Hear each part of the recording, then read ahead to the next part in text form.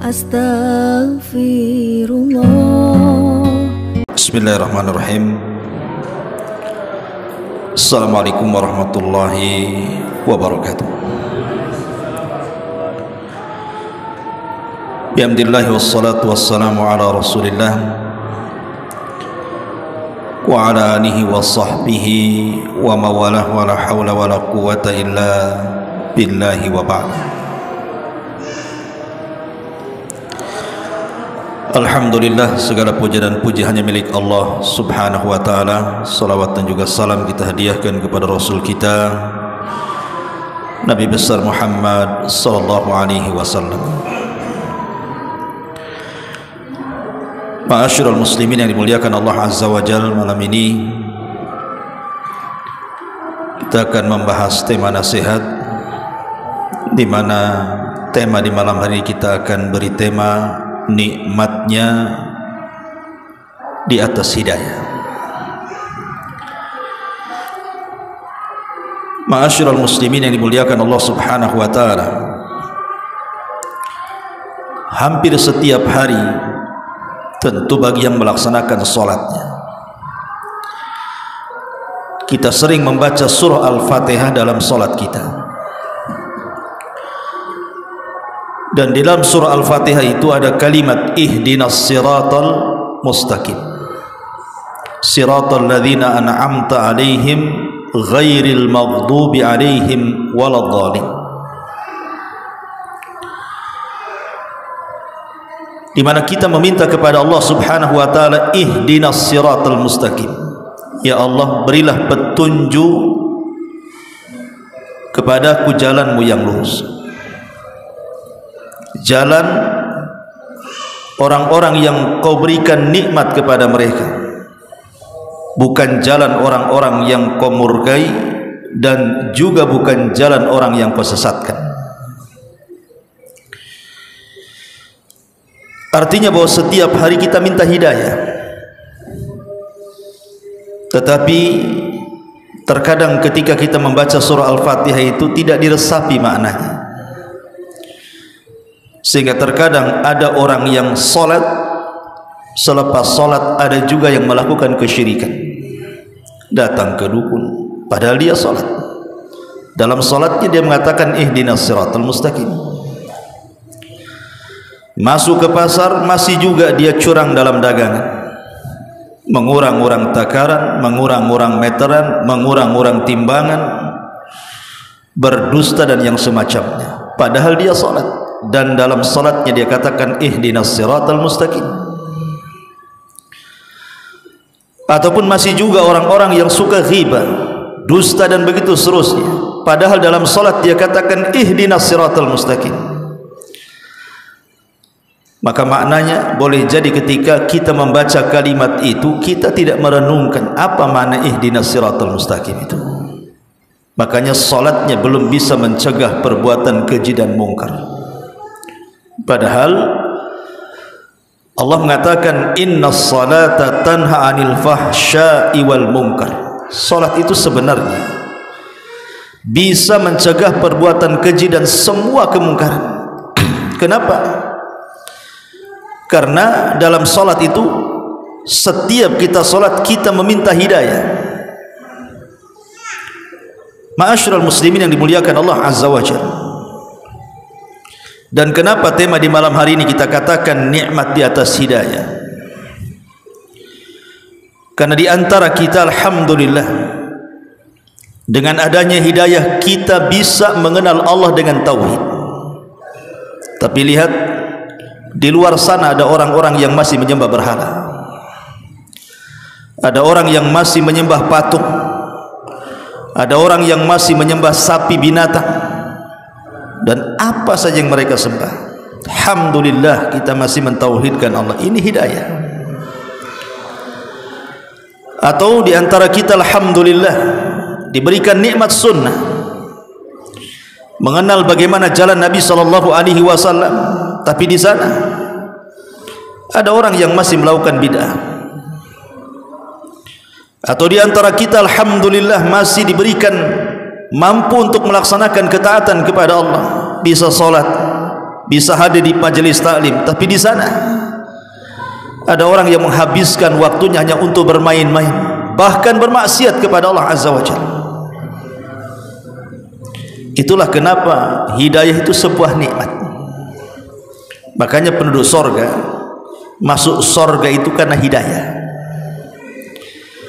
Disebutkan dalam surah Al-A'raf ayat 43, wa qalu alhamdulillahilladzi hadana lihada wa ma kunna linahtadiya laula an hadanallah. Ini ucapan penduduk sorga ini. Jadi ketika penduduk sorga masuk ke dalam sorga, apa yang mereka katakan? Alhamdulillah, segala puja dan puji hanya milik Allah. Alladzi hadana, yang telah memberikan hidayah kepada kami. Wa ma kunna linahtadiya laula an hadanallah. Kalau bukan karena Allah, tentu kita tidak akan diberikan hidayah. Artinya bahwa hidayah itu sebuah nikmat, karena sorga diraih juga karena hidayah. Tapi yang dimaksud, yang saya katakan hidayah di sinilah hidayatul taufik. Karena hidayah ada dua, ya, hidayatul irsyad dan hidayatul taufik. Yang kita bahas di sini adalah hidayah at-taufik. Makanya Imam Ibnul Qayyim rahimahullahu taala mengatakan, kullu ni'matin allati an'amallahu ala ibadihi ma duna ni'matil hidayah. Tidak ada satupun nikmat yang Allah anugerahkan kepada hamba-hambanya melebihi nikmatnya sebuah hidayah. Wa kullu musibatin allati asabaha ala ibadihi ma duna musibatidh dhalalah.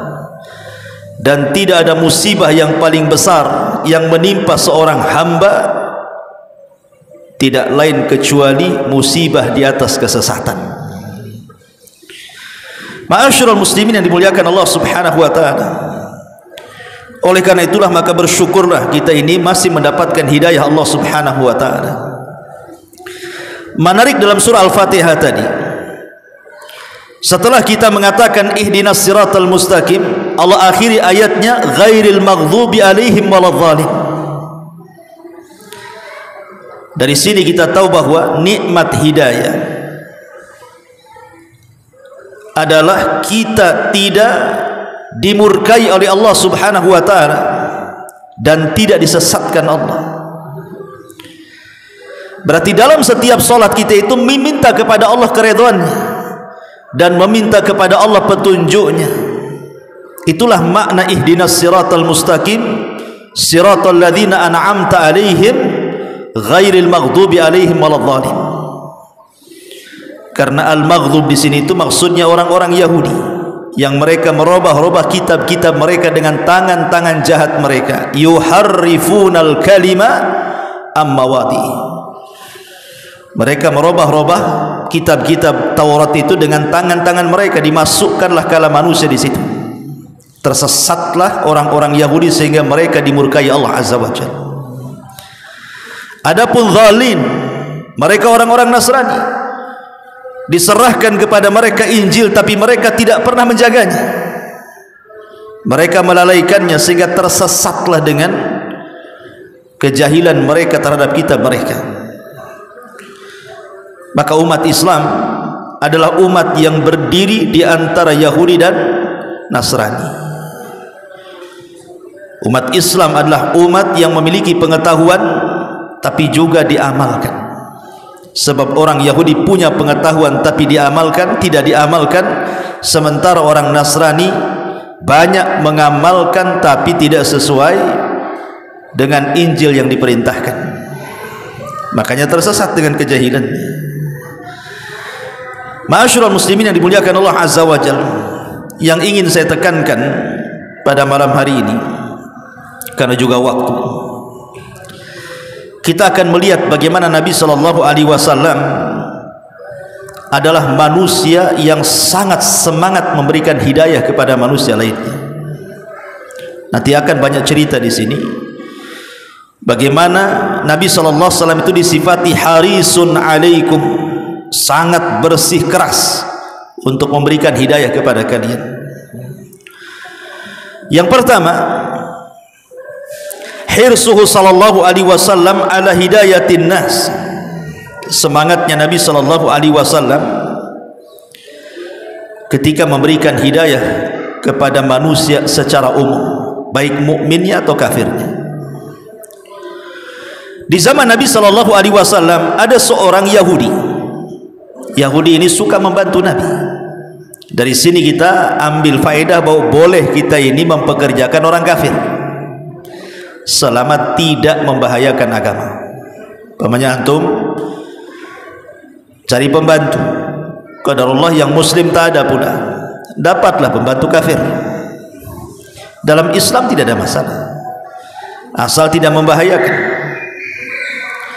Karena Nabi SAW punya pembantu Yahudi. Lah satu hari pembantu Yahudi ini sakit parah. Kemudian Nabi SAW menziarahinya di tengah-tengah sakaratul mautnya. Maka Nabi SAW kemudian duduk di samping Yahudi ini sambil mengatakan, ya gulam, qul la ilaha illallah wa anni rasulullah. Wahai anak muda, katakan la ilaha illallah, saya ini utusan Allah. Anak muda ini belum mau mengucapkan kalimat itu. Dipandanglah wajah bapaknya sekali-kali, dipandang pula wajah Nabi sekali-kali. Entah yang mendorong apa bapaknya tiba-tiba mengatakan kepada anak Yahudi ini, ya bunai ati Abul Qasim, wahai anakku, taati perintahnya Abul Qasim. Maksudnya Nabi SAW. Tiba-tiba anak muda ini mengatakan, asyhadu an la ilaha illallah wa asyhadu anna Muhammadar Rasulullah. Kemudian rohnya dicabut Allah. Dengan senang hatinya Rasul keluar dari rumah Yahudi itu. Ketika di luar rumah, dia angkat tinggi-tinggi tangannya seperti ini. Kemudian Rasul mengatakan, alhamdulillahilladzi anqadhahu minan nar. Segala puja dan puji hanya milik Allah yang telah menyelamatkan anak muda itu dari api neraka. Lihat bagaimana Nabi SAW semangat memberikan hidayah kepada orang kafir. Ma'asyiral muslimin yang dimuliakan Allah Subhanahu wa taala, kalau kepada orang kafir saja Rasul itu semangat memberikan hidayah, apalagi kepada umatnya. Ketika Nabi SAW di Isra Mi'rajkan sampai ke Sidratil Muntaha, dan tidak ada satupun Nabi yang sampai ke sana, hanya Nabi kita Muhammad SAW yang sampai ke Sidratil Muntaha. Dan Sidratil Muntaha itu di atasnya sudah surga. Disitulah Allah Subhanahu wa ta'ala perintahkan kepada Rasul salat 50 waktu. Anda bisa bayangkan kalau Nabi tidak meminta keringanan jadi 5 waktu, mungkin antum di masjid aja nggak keluar-keluar tuh. Baru keluar sebentar azan lagi. Apa nggak swak yang azan tuh? Apalagi yang suaranya ngeling-ngeling gitu kan, 50 kali azan, apa habis suara. Ma'asyiral muslimin yang dimuliakan Allah Azza wa Jalla. Kemudian Rasul turun di langit ke-6. Dia berjumpa dengan Nabi Musa alaihissalam. Maka Musa alaihi wassalam bertanya kepada Rasul, apa yang diperintahkan Allah kepada wahai Muhammad? Maka Nabi SAW mengatakan, khamsina salatan, Allah memerintahkan kepadaku agar umatku melaksanakan 50 waktu salat. Kata Musa, irji ila rabbik fas'alhu takhfif fa inna ummataka la yatiku dhalik, la yatiquna dhalik, fa inni qad balautu bani Israil, fa inni qad balaitu bani Israil falam yastati'u. Hei Muhammad, balik kau temui Rabb, minta keringanan, karena umatmu tidak sanggup itu. Karena sudah ku coba kepada umatku Bani Israel. Mana kuat Bani Israel dengan umat? Masih kuat Bani Israel dari segala fisiknya. Mereka tidak kuat. Apalagi umatmu yang kecil-kecil, lemah-lemah, mana bisa 50 waktu. Maka Nabi SAW kemudian naik lagi ke Sidratil Muntaha, berdialog lagi dengan Allah. Akhirnya Allah berikan keringanan, dikurangi 5 waktu jadi 45 waktu. Turun lagi, ditanya lagi oleh Nabi Musa. Kata Nabi Musa, umatmu belum sanggup juga, minta keringanan lagi. Naik lagi, akhirnya dikurangi 5 waktu lagi, jadilah 40. Kata Nabi Musa, gak akan sanggup umatmu, minta lagi keringanan. Akhirnya setiap naik ke Sidratil Muntaha dikasihkan keringanan 5 waktu. Dari 40 35, dari 35 30, dari 30 25, dari 25 20, 15 10, tinggal 5. Tapi Musa mengatakan, irji ila rabbik, bagusnya kau balik lagi. Itu sudah 5 waktu tuh, disuruh balik lagi, sementara setiap potongan 5 waktu. Seandainya Nabi SAW naik tuh lihat, kira-kira antum sholat gak? Nggak sholat lah, tinggal 5 waktu masalahnya. Tapi Nabi SAW mengatakan di hadapan Nabi Musa, faqad istahyaitu rabbi ya Musa. Tidak wahai Musa, nggak mungkin lah saya lagi, aku udah malu. Tapi lihat, ketika Nabi Musa menasihati Nabi SAW untuk meminta keringanan, dan Musa menjelaskan bahwa umat Bani Israel yang kuat saja tidak sanggup, Nabi masih sayang dengan umatnya, naik lagi dia. Berapa kali dia naik tuh setiap potongan 5 waktu itu? Untuk siapa coba? Untuk kita. Sebab kalau seandainya 50 waktu betul-betul diwajibkan kepada umatnya, banyak manusia yang tidak dapat hidayah. 5 waktu saja banyak yang nggak sholat, nggak dapat hidayah manusia itu. 50 waktu pula, dari mana cerita dapat hidayah? Hanya orang-orang yang kaya aja tuh tabungannya besar yang di masjid.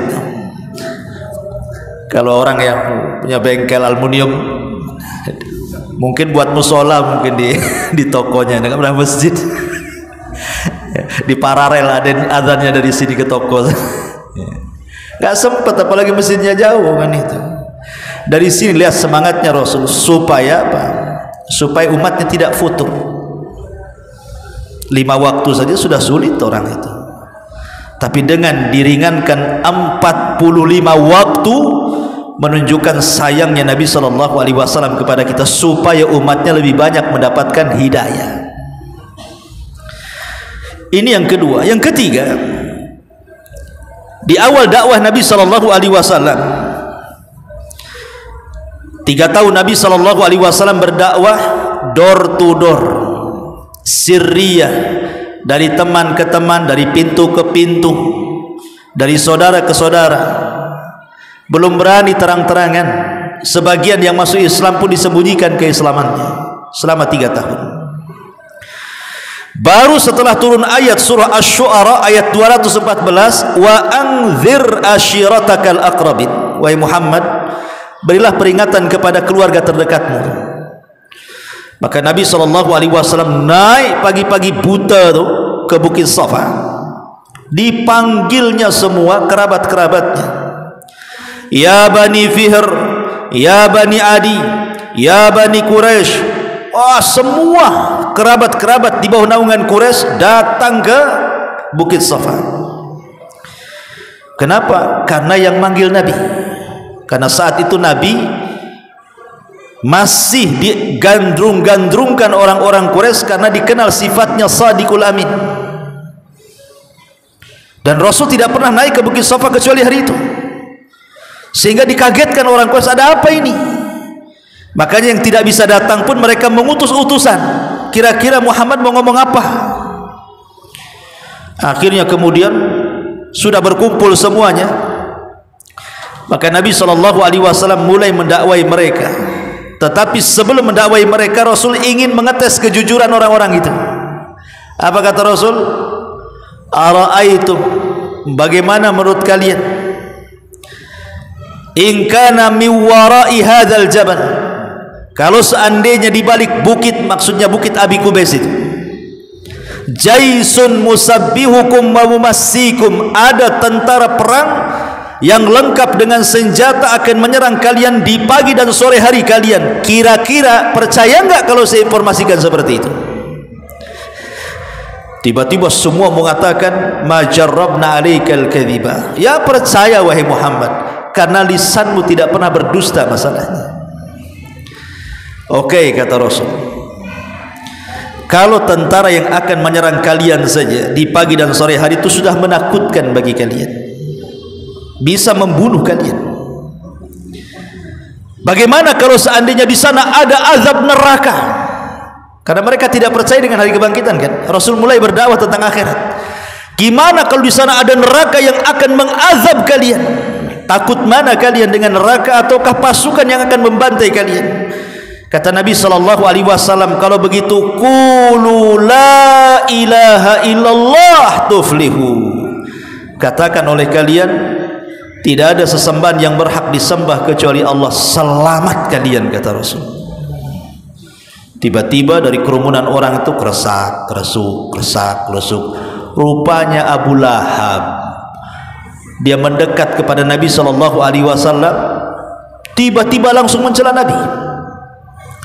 Padahal Abu Lahab ini besannya Nabi, bukan hanya sebatas keponakan dengan paman, tapi juga besan. Karena ketika itu dua putri Rasul menikah dengan dua putra Abu Lahab. Satu Ummu Kulthum menikah dengan Utbah, Ruqayyah menikah dengan Utaibah. Belum cerai, baru menikah, belum pun digauli. Tiba-tiba Abu Lahab marah di hadapan Nabi SAW dan mengatakan, alihada jama'tana ya Muhammad, tabban laka sa'iral yaum, katanya. Oh, untuk ini kau kumpulkan ya, celaka satu hari ini untuk Muhammad. Terus dicaci, dimaki, dicaci, dimaki. Nabi tidak balas. Itulah hebatnya Nabi. Karena tujuan Rasul itu bukan membalas cacian dan makian. Ada tujuan yang lebih besar dibandingkan melayani orang yang memakinya. Sebab kalau Rasul melayani setiap orang yang memaki dimaki, tujuan dakwah nggak kecapai. Si itu aja dilayani orang.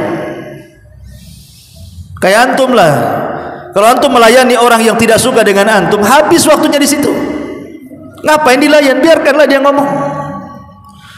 Nanti capek sendiri. Doakan saya, suruh sariawan. Nanti berhenti. Ma'asyiral muslimin yang dimuliakan Allah Azza wa Jalla.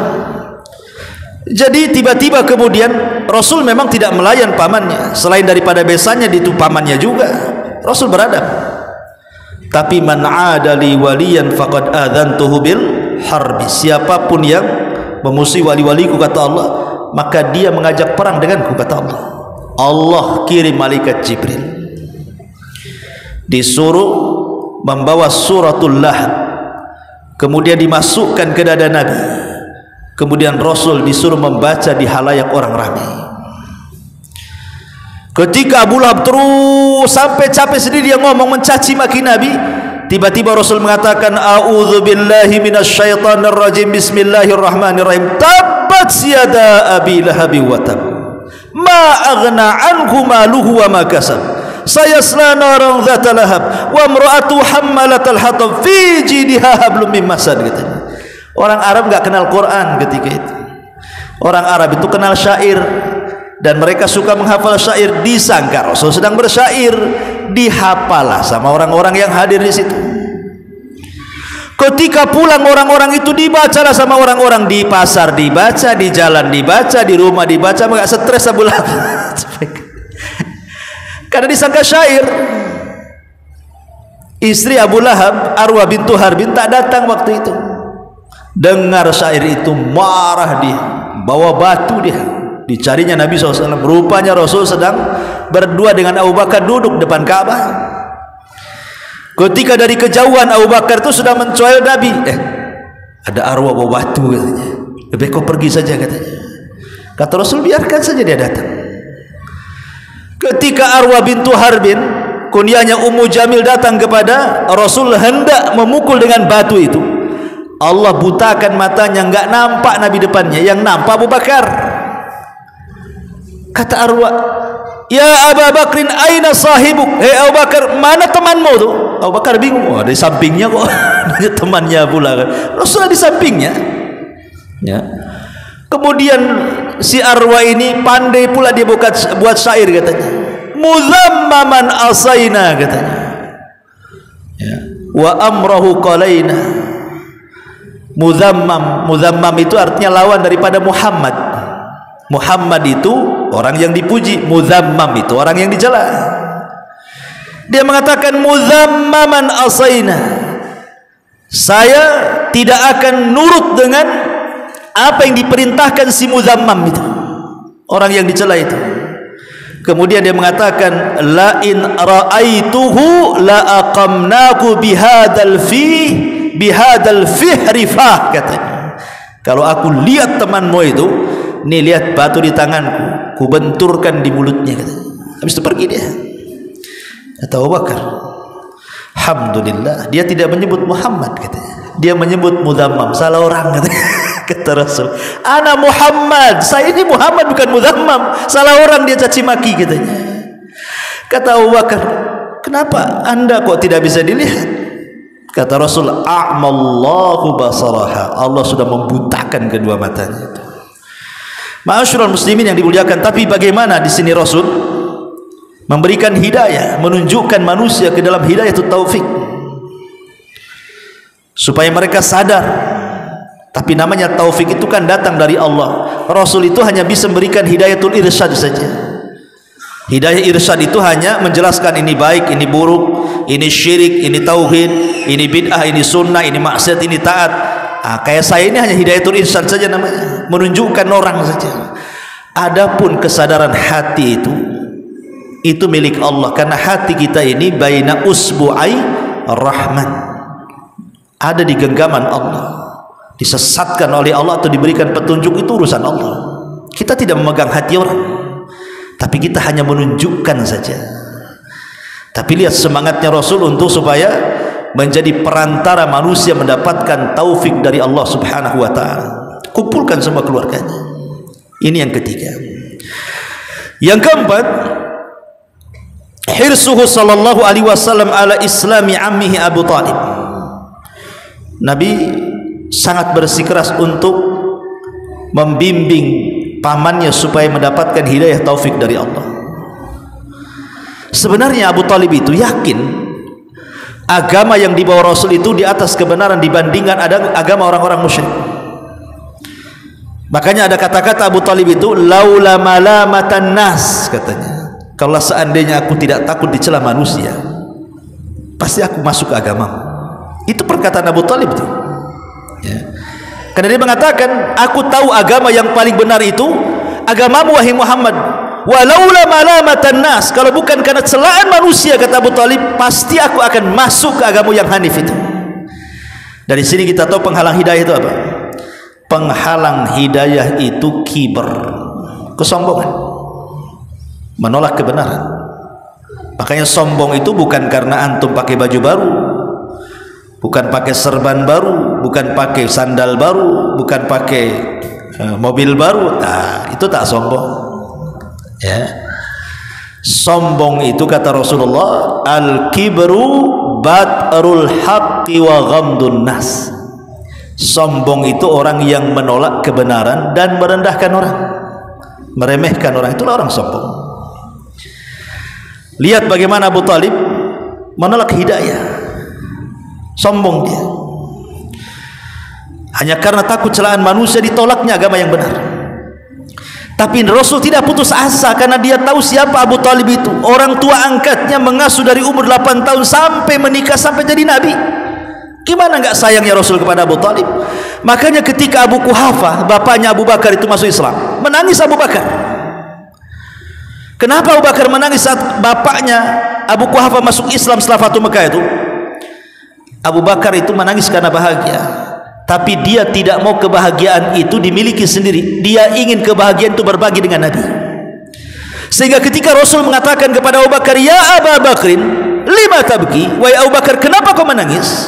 Lihat kata Abu Bakar, ya Rasulullah, la an yakuna yadu maqama yadi khairun alayya min an yakun, dia bilang, wahai Rasul, kalau seandainya yang menjabat tangan bukan bapakku, yang menjabat tanganmu bukan bapakku, tapi pamanmu yang mati kafir itu, Abu Talib, demi Allah itu lebih aku sukai daripada keislaman bapakku. Ini ucapan Abu Bakar. Karena tahu Rasul sangat sayang dengan Abu Talib. Sangat sayang sekali dengan Abu Talib itu. Makanya Abu Bakar paham perasaan Nabi. Dia mengatakan, kalaulah yang menjulurkan tangan yang berbaiat masuk Islam itu bukan bapakku, kata Abu Bakar, tapi pamanmu. Itu lebih aku sukai, kata Abu Bakar. Tapi pamannya kan sudah meninggal. Maka Nabi SAW hanya sedih saja. Makanya saat sakaratul maut Abu Talib itu, Rasul berada di sampingnya. Masalahnya Abu Jahal pun ada di sampingnya. Kemudian Abdullah ibn Umayyah pun ada di sampingnya. Kemudian siapa lagi? Musayyib juga ada di sampingnya. Pokoknya tokoh-tokoh Quraisy lah di samping Abu Talib itu, saling mentalkin tuh. Nabi mentalkinkan di telinga Abu Talib itu, ya ammi kulla ilaha illallah kalimatun uhajubika indallah. Wahai pamanmu, ucapkanlah kalimat la ilaha illallah. Kalau kau berhasil mengucapkan kalimat itu, aku akan berhujah di hadapan Allah. Kau akan selamat dengan kalimat itu. Tapi pula Abu Jahal ini ikut nalkin pula di sampingnya. Ya Abu Talib, atarghabu an millati Abdul Muttalib? Hei Abu Talib, bencikah kau dengan agama kakekmu Abdul Muttalib? Abu Talib ini sekali-kali melirik Rasul, sekali-kali melirik teman-temannya, sampai nyawa terakhir keluar dia tidak mengucapkan apapun kalimat. Sepakat ahli sunnah wal jamaah kecuali Syiah. Syiah mengatakan Abu Talib itu sebenarnya Muslim. Ketika dia mengucapkan kalimat itu, Nabi tak dengar saja katanya. Dia mengucap sebenarnya tapi tak dengar Nabi. Kita katakan ahli sunnah Abu Talib mati kafir. Sepakat ahli sunnah, tidak ada khilaf, karena dia tidak mengucapkan dua kalimat syahadat saat meninggal. Di sini ada faedah apa? Bahayanya kawan-kawan buruk tuh. Karena Abu Talib mati kafir itu gara-gara kawan-kawan dia tuh. Coba kalau di ruangan itu tidak ada kawan-kawannya, ada Nabi saja, dipastikan masuk Islam dia, karena dia sudah meyakini keislaman. Tapi karena bisikan kawan-kawan kawan-kawan buruk itulah akhirnya tertolaklah hidayah dari Abu Talib, mati kafir. Tapi Rasul tetap saja minta kepada Allah untuk diampuni dosa-dosanya tuh. Saking sayangnya Rasul kepada Abu Talib, dia pun meminta kepada Allah, ya Allah ampunilah dosa pamanku ya Allah. Akhirnya Allah turunkan ayat, innaka la tahdi man ahbabta walakinallaha yahdi man yasha. Muhammad, engkau tidak bisa memberikan hidayah kepada orang yang kau cintai. Allah lah yang akan memberikan kepada hidayah kepada siapa yang dikehendaki. Makana lin nabi an yastaghfiru lil musyrikina walau kanu ulil qurba. Tidak layak bagi seorang nabi meminta ampunkan kepada orang lain walaupun itu pamannya sendiri. Ditolak. Tetapi satu hari Abbas ngobrol sama Nabi, ya Rasul, bukankah kau tahu bagaimana perjuangan Abu Talib yang luar biasa? Tidak ada orang musyrik berani menyentuh Rasul selama Abu Talib masih hidup. Iya, kata Rasul, aku tahu perjuangan mereka. Dia itu Abu Talib sangat luar biasa. Kata pamannya Abbas ini, apakah perjuangan Abu Talib kepadamu selama hidupnya bermanfaat di akhirat? Maka Nabi SAW, ya, dia harusnya berada di gelombang api neraka, tapi ku selamatkan, ku letakkan dengan syafaat dari Allah Azza wa Jal, diletakkan di sandal neraka. Jadi nerakanya sampai tumit saja, tapi itu sudah mencukupkan, mendidihkan kepalanya, kata Nabi. Dari sini kalau kita membahas tentang bab syafaat, di sana ada syafaatul khusus, syafaat yang khusus. Salah satunya adalah syafaat Rasul kepada Abu Talib. Walaupun para ulama akidah ada yang menolak kalimat syafaat. Kenapa? Karena syafaat itu mengharuskan keluar dari neraka. Tapi Abu Talib tidak akan keluar dari neraka, cuman diringankan azabnya. Ma'asyiral muslimin yang dimuliakan Allah Azza wa Jalla. Ini yang keempat, bagaimana perjuangan Rasul menghantarkan hidayah taufik kepada Abu Talib, tapi Abu Talib menolaknya. Yang kelima, hirsuhu sallallahu alaihi wasallam tablighal khairi hatta lisighar. Bagaimana Rasul semangatnya memberikan hidayah kepada orang sampai kepada anak-anak kecil. Ya. Satu hari Abdullah bin Abbas radhiyallahu anhuma mengatakan, kuntu radifan Nabi sallallahu alaihi wasallam. Satu hari aku dibonceng oleh Nabi. Ibnu Abbas ini masih kecil, ya, masih kecil, dibonceng sama Nabi. Tiba-tiba kemudian di atas boncengan itu Rasul mengatakan, ngajari anak-anak, ya gulam, inni uallimuka kalimatin ihfadillaha yahfadka ihfadillah tajidhu tujahak idza sa'alta fas'alillah wa idza sta'anta fa'ista'in billah wa'lam annal ummata law ijtama'u ala an yanfa'uka lam yanfa'uka illa bi syai'in qad katabahu Allahu lak. Kemudian walau ijtama'u ala an yadhurruka lam yadhurruka illa bi syai'in qad katabahu Allahu lak. Rufi'atil aqlam wa jaffatis suhuf. Kata Rasul, hei anak muda, bocah mungkin bahasa kitanya, maukah ku ajarkan kepadamu beberapa kalimat? Kalau kau mau, ku ajarkan. Kata Ibnu Abbas, tentu wahai Rasul. Apa itu? Kata Rasul, jaga Allah, niscaya Allah menjagamu. Maksudnya jaga Allah, niscaya Allah menjagamu. Ada seorang alim, saya lupa namanya, usianya sudah tua sekali, tapi pandangannya masih tajam, telinganya masih tajam, kemudian badan pun masih kuat. Ketika satu hari dia naik perahu, yang satu perahu itu anak-anak muda semua, dia sendiri yang tua tuh. Ketika perahu ini sudah minggir tapi tidak bisa merapat, ya, anak-anak muda ini turun, ini orang tua loncat dia. Itu tidak bisa dilakukan anak muda, dia loncat. Kalau kita loncat patahlah kaki. Tiba-tiba dikatakan, ya fulan, apa rahasiamu? Kenapa pandangan masih tajam, telingamu masih kuat mendengar, badanmu masih kuat juga melangkah, loncat lagi kan itu. Dia mengatakan, karena waktu kecil aku senantiasa membaca Al-Quran, tidak lepas daripada Al-Quran, artinya menjaga Allah dengan Quran.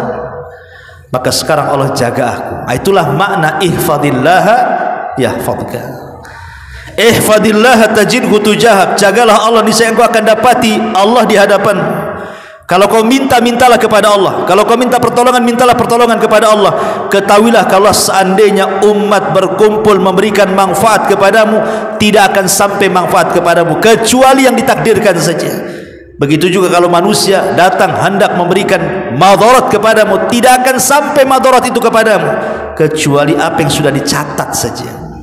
Dan pena sudah kering, kemudian lembaran pun sudah tak ada, sudah diangkat penanya, lembaran sudah kering, apa yang mau dirubah lagi di situ? Ma'asyiral muslimin yang dimuliakan, lihat bagaimana Rasul mengajarkan anak-anak itu supaya sudah terbiasa, dan itu bentuk penyampaian hidayah sampai ke anak-anak. Yang keenam, hirsuhun Nabi SAW ala da'watin nas min ghairi Quraisy. Juga Nabi SAW semangat berikan dia bukan untuk bangsa Quraisy saja, orang-orang luar pun didakwai. Sampai-sampai kalau datang musim haji itu, kan musim haji itu dari mana-mana datang, bukan orang Quraisy saja yang haji, orang-orang Madinah pun datang, dari kabilah-kabilah mana-mana pun datang. Lah kalau datang musim haji, Nabi SAW akan masuk ke keramaian orang itu, kemudian akan mencoba mendakwahkan tauhid. Ya ayyuhan nas qulu la ilaha illallah tuflihu. Hei manusia, siapapun kalian, di sana tidak ada sesembahan yang berhak disembah kecuali Allah. Dari belakang pamannya Abu Lahab nih bawa ambil kerikil-kerikil kecil-kecil, dia lempari punggungnya Nabi itu, dan orang menyaksikan.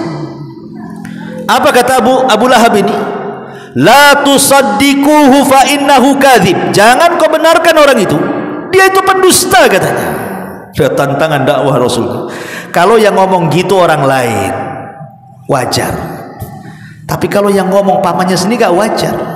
Apa kata manusia? Pamannya sendiri mendustakannya, gimana kita pula kan begitu. Jadi tantangan terberat Rasul dari dalam ketika itu. Bagaimana Abu Lahab selalu menghalang-halangi dakwah Rasul, tapi Rasul tidak pernah diam, terus saja sampai akhirnya apa? Membuahkan hasil. Banyak orang-orang Madinah dari suku Khazraj dan Aus akhirnya masuk Islam. Belakangan mereka jadi orang-orang Ansar. Semangatnya Nabi SAW berdakwah atau memberikan hidayah itu bukan kepada orang Quraisy saja, kepada orang luar pun didakwai dia. Ma'asyiral muslimin yang dimuliakan Allah Azza wa Jalla. Kemudian yang nomor 7, bagaimana semangatnya Nabi SAW juga memberikan hidayah kepada orang yang justru mengancam jiwanya. Satu hari Nabi itu sedang tidur kailulah. Tahu kan kailulah, kata Rasul apa? Kilu fa inna syaitan la yakil. Tidurlah siang karena setan itu tak pernah tidur siang. Ada yang mengatakan bahwa tidur siang itu habis duhur. Tapi ada yang mengatakan yang dimaksud hadis itu kubail al-zuhr. Artinya kubail itu mendekati waktu duhur, jam 11 lah. Itulah kailulah. Tapi ada juga yang mengatakan setelah zuhur. Walaupun yang dikuatkan itu kailulah itu maksudnya kubail al-zuhri, ya jam 11. Maksudnya bukan tidur betulan, tidak. Hanya merebahkan. Pokoknya antum capek bekerja gitu ya. Udah jam 11, antum merebahkan begitu saja. Enggak tidur, namanya sleep chicken. Itu. Nah, itulah pokoknya yang penting, atau kalau di meja ya gini, ya. Enggak usah lama-lama. 20 menit saja. Ya, atau 30 menit. Yang penting direbahkan. Kata pakar kesehatan di Amerika, orang yang biasa melakukan kailulah itu jarang kena stroke. Dia bilang jarang kena penyakit jantung, jarang kena stroke. Kalau orang yang sering melakukan kailulah, rebahan selepas capek kerja gitu ya, sebentar aja 15 menit 20 menit jadilah, nggak tidur ya, cuman merebah saja karena lelah letih capek gitu maksudnya, maka jarang terkena stroke. Kalau kena stroke juga ya udah qadar Allah lah kan itu. Tapi ini kan penelitian orang barat. Kita ini enggak usah diteliti. Kalau Rasul mengatakan seperti itu pasti ada manfaatnya, ngapain pak diteliti-teliti kan itu. Seperti Rasul ketika mengatakan ma'uz zamzam 5 syuribalahu. Air zam-zam itu obat bagi peminumnya dan akan mengijabah setiap yang berdoa ketika minum air zam-zam itu. Ketika Rasul mengatakan bahwa air zam-zam itu obat, kita minum sajalah, yakin bahwa air zam-zam itu obat kan. Tapi orang kafir kan nggak sembarang, mana ada air zam-zam itu obat. Diteliti sama orang Jepang. Akhirnya dijadikan 2 minuman, 1 mineral biasa, 1 air zam-zam. Kemudian dimasukkan lab. Ya. Rupanya apa? Memang air zam-zam itu memiliki obat. Nggak usah diteliti kan begitu. Bagi kita umat Islam itu nggak perlu diteliti. Kalau Rasul mengatakan obat, ya obat, selesai.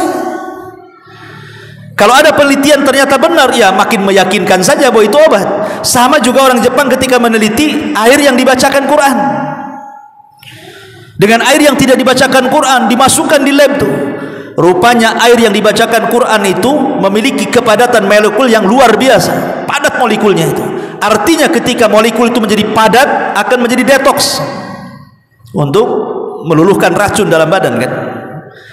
Kita tidak perlu diteliti, baca aja Fatihah kan, sembur, minum, bismillah, jangan kebanyakan ludah yang masuk. Nafsun itu maksudnya angin, ya ada sedikit lah yang masuk di situ, jangan banyak-banyak ludahnya, apalagi ludah hijau, itu bukan obat penyakit nanti ya. Ya. Ma'asyiral muslimin yang dimuliakan Allah Azza wa Jalla. Intinya balik lagi bahwa ketika Rasul sedang kailulah,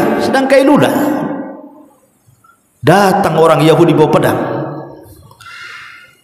kemudian dihunuskan di hadapan wajah Rasul dan mengatakan, ya Muhammad, wahai Muhammad, siapa yang bisa menolong dari pedangku ini, katanya.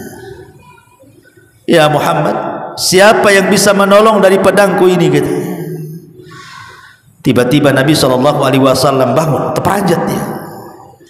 Tapi dengan tenangnya Rasul mengatakan, ketika orang ini mengatakan, man yamna'uka minni ya Muhammad, siapa yang bisa mencegah pedangku ya Muhammad, tiba-tiba Rasul mengatakan, Allahu yamna'uk, katanya. Allah yang akan mencegah pedangmu, katanya. Ketika dia mendengar kalimat Allah, gemetar dia. Ketika gemetar itulah Rasul langsung menyambar pedangnya. Sekarang di tangan Nabi itu pedang itu. Sekarang Rasul balik tanya sama orang Yahudi itu, al-an, sekarang man yamna'uk, siapa yang bisa mencegah dari pedangku ini, kata Rasul. Kata orang Yahudi itu, diam saja dia. Tapi aku tidak akan menghunuskan pedangmu ke badanmu. Aku berikan kau pilihan yang lebih baik daripada itu. Masuklah kau ke agamaku, katanya. Dia mengatakan tidak mau. Kalau tidak mau, pergi kau dari sini, katanya. Lihat Nabi SAW masih memberikan hidayah kan, suruh masuk agamanya kan. Kalau kita ditodong pedangnya kemudian kita ambil, tusuk balik lah kan gitu. Enak aja daripada aku mati, kok yang mati gitu. Ya. Dari sini menunjukkan apa? Dalam kondisi seperti itu saja Rasul masih ingat dengan manusia. Kasihan kepada orang Yahudi itu, suruh masuk Islam. Ya. Kemudian yang nomor 8, irsaluhu sallallahu alaihi wasallam ar-rasail war rusul ila muluk waz zu'ama. Semangatnya Rasul sudah isya ya? Belum? Isya. Iya. Nah, masih banyak kisah-kisah ini, saya tulis sampai 40 kisah. Ya. Wallahu a'lam. Mudah-mudahan ada manfaatnya. Subhanaka bihamdika asyhadu an la ilaha illa anta astaghfiruka wa atubu ilaik. Allahu ta'ala. Assalamualaikum warahmatullahi wabarakatuh.